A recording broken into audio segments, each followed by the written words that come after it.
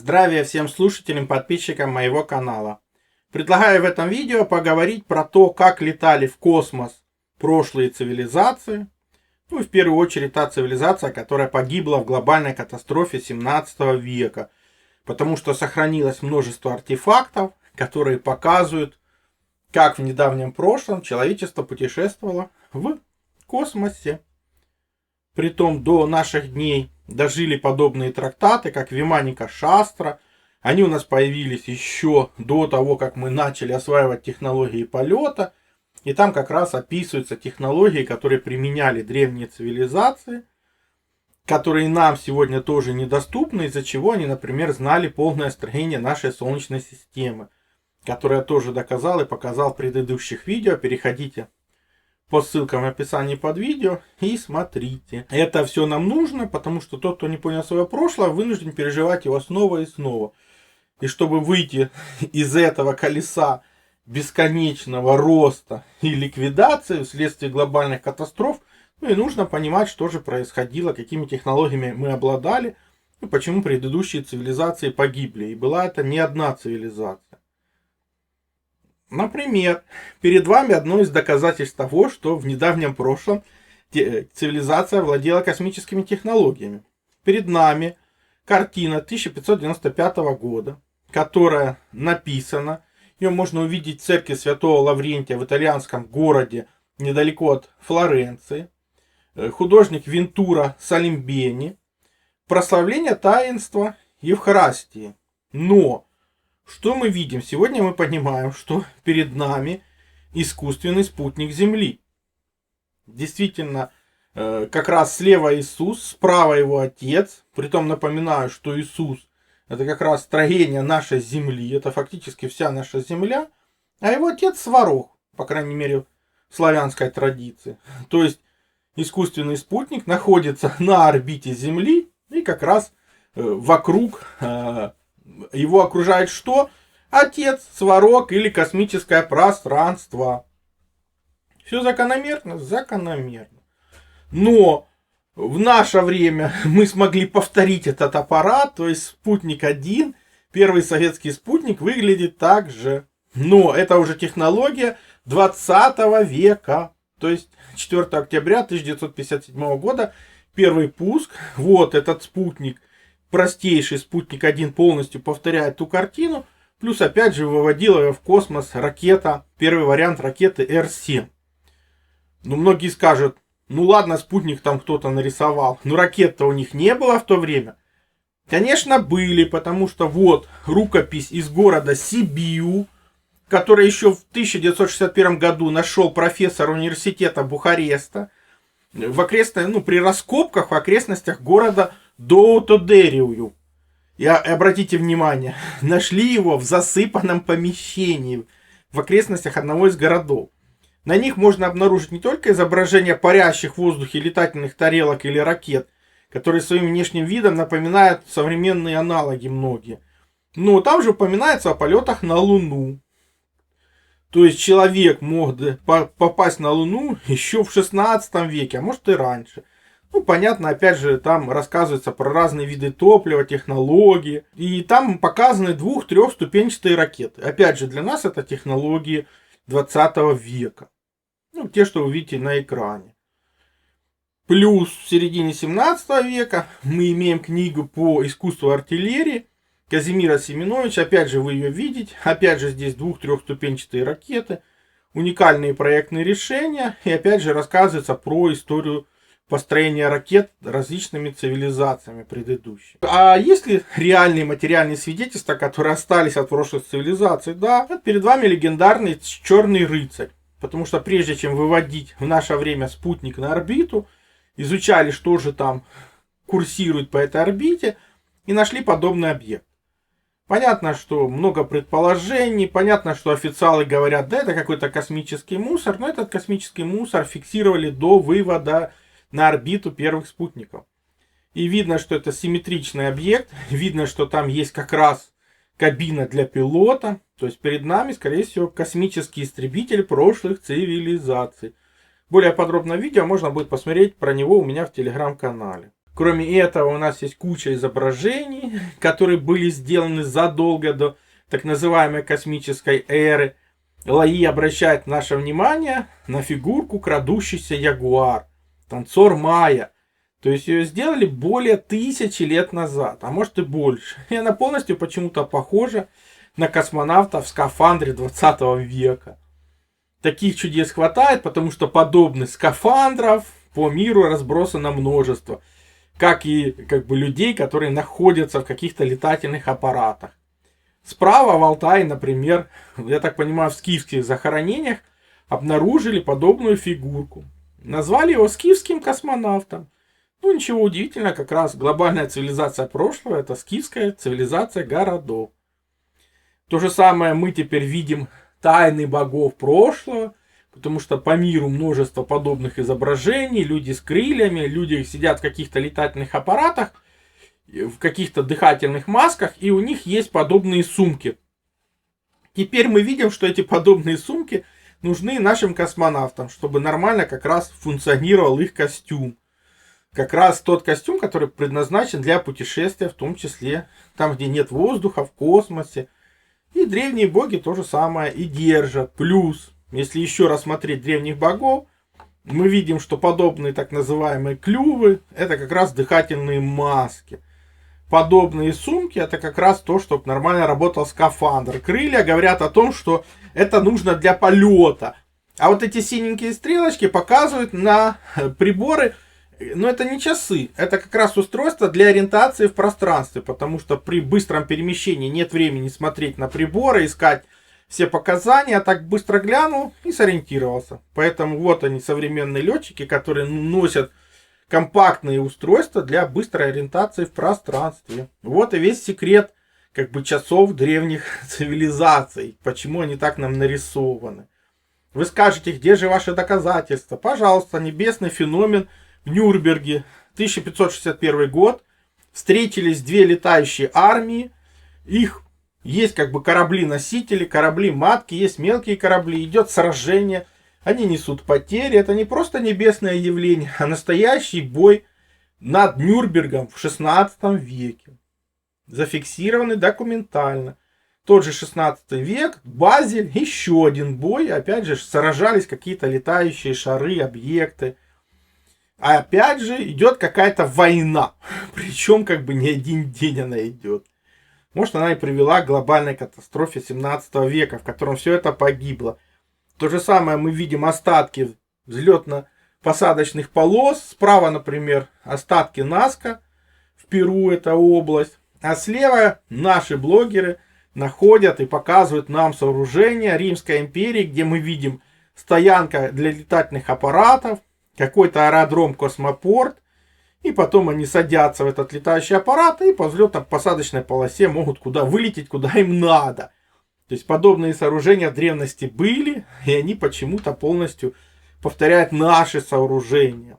Они предназначены как полетов в Земле, в атмосфере Земли, так и за ее пределами. Плюс существует подобное количество чудесных книг, 1646 год, Франциском Мальтусом она нарисована. И что мы здесь видим? Как Перун с облачка при помощи ваджер сжигает город скифов. Потому что вот эта крепость, это как раз скит, защищенное поселение. Плюс мы видим, что оно огромное по высоте. Плюс сохранилось множество подобных картинок, где мы видим огромные летающие объекты, типа летающие города. Плюс обратите внимание на титул Петра I после взятия Азова. Молниями и волнами победитель. Это кто может объяснить, как он в 1696 году победил молниями и волнами? Оставьте ваше мнение в комментарии. Ну а про летающие города древности нашего времени у меня есть целых 2 отдельных видео. Перейдите, посмотрите. Друзья, вы знаете, что я давно сотрудничаю с брендом Synthesit. И главный продукт имеет фантастические свойства, подтвержденные исследованиями известных ученых и НИИ, и отзывы сотен потребителей, среди которых также есть известные люди. Однако хотел бы обратить ваше внимание, что у них также есть большая линейка различных добавок, которые хорошо показали себя в сочетании с синтезитом. Например, синтезит сердца-сосуды с куркумином. Он имеет мощнейшее противовоспалительное и антиоксидантное действие. Синтезит иммуноактив с водорослью фукус, которую называют секретом японских долгожителей. Синтезит суставы и синтезит коллаген. Отличные препараты для профилактики проблем с суставами. Все эти продукты можно купить на сайте Синтезит или на маркетплейсах. То же самое мы видим изображение Земли из космоса в трактате, который напечатан в 15 веке, но по факту он был выпущен еще раньше. Называется он «О свойствах вещей». Фламандский двутомник, состоящий из двух манускриптов, изначально созданный на французском языке.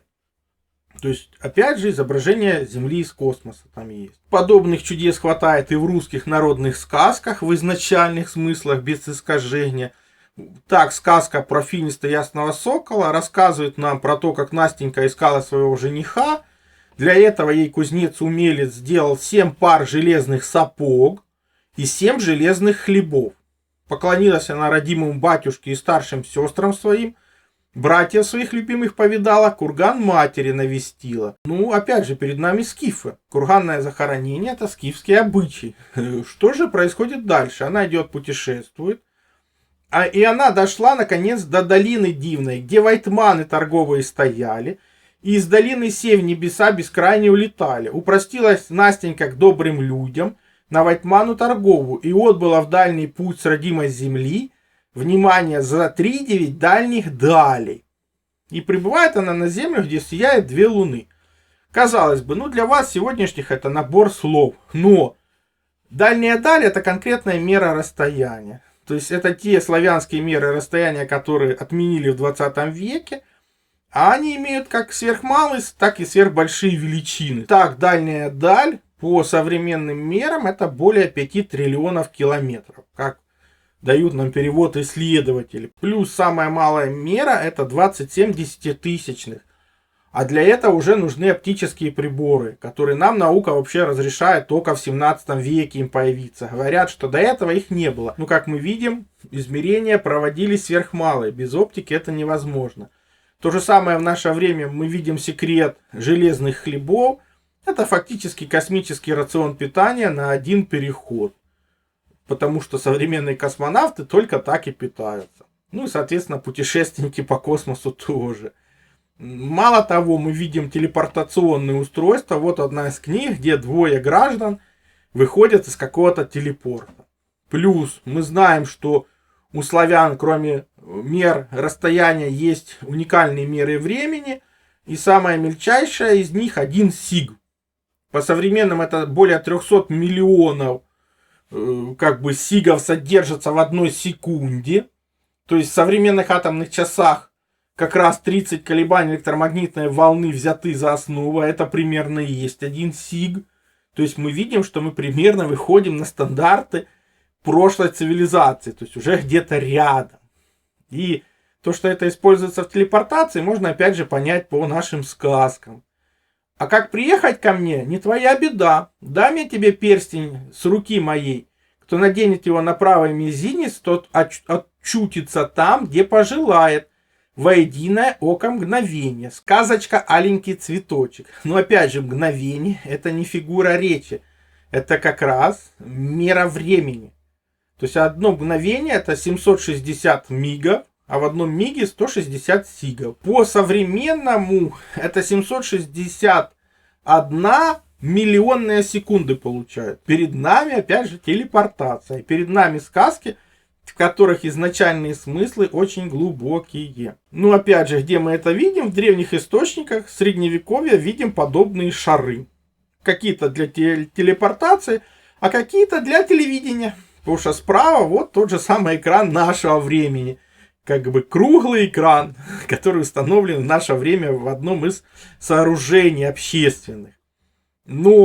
А где же базовые станции, которые передавали изображение, энергию?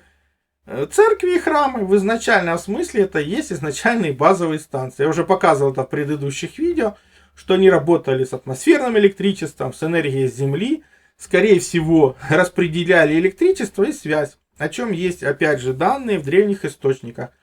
Ну, а люди уже в своих домах принимали через подобные антенны.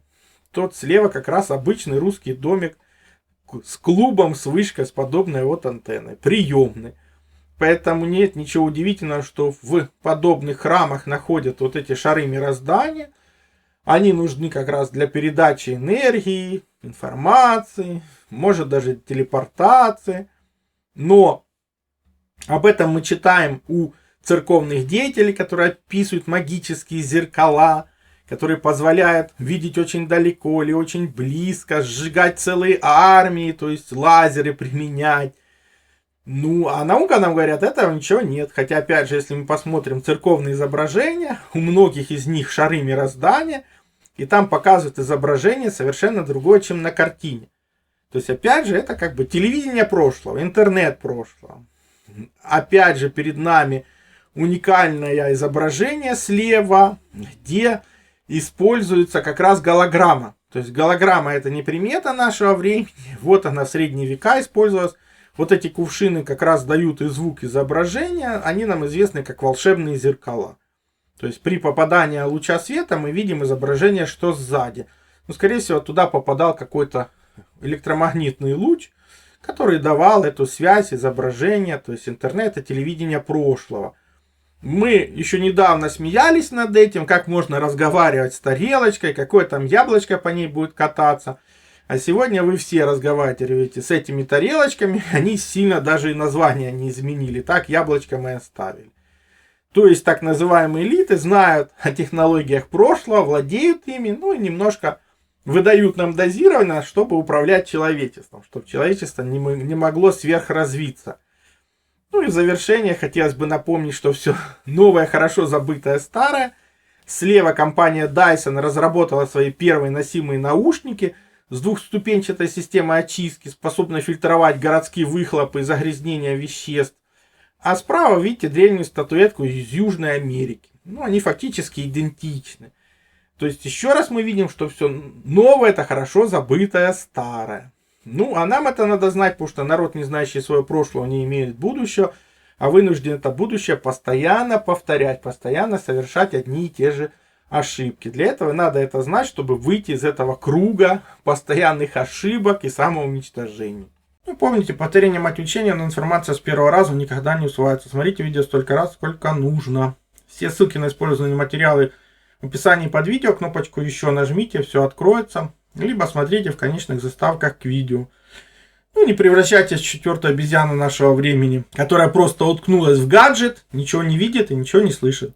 Напишите свой комментарий, поставьте лайк, подпишитесь на канал, поделитесь видео в социальных сетях, для того, чтобы здравомыслия стало больше, новые исследователи подключились к этому направлению. Ну, больше информации на канале и в конечных заставках к видео. Также переходите на мой сайт, ссылка есть в первом закрепленном комментарии под каждым видео. Там размещены мои статьи, в том числе и запрещенные на других платформах. Плюс там же существует и магазин. Магазин существует для тех, кто хочет и может поддержать мою деятельность, для того, чтобы я ее и продолжал. Я же смогу вам содействовать в том, чтобы вы узнали свое предназначение по дате рождения, либо освоили силу живой воды, проводили измерения, которые помогут понимать, что вы едите, что пьете. Плюс получили лучшие натуральные витамины, именно Иван-чай. Плюс, опять же, сила живой воды – это водород и озон. Именно эти две структуры воды помогают нам сохранить здоровье и вылечиться от любых болезней, потому что они универсальны, подходят как одному человеку, как и всем членам семьи. И один раз купленные не требуют других расходников. Плюс, например, детектор электромагнитного излучения. Мы все живем в городах, а там огромное количество электромагнитных полей. И имея эти простые измерительные приборы, вы сможете не попадать под их влияние, а значит будете меньше болеть и дольше просто проживете без лекарств.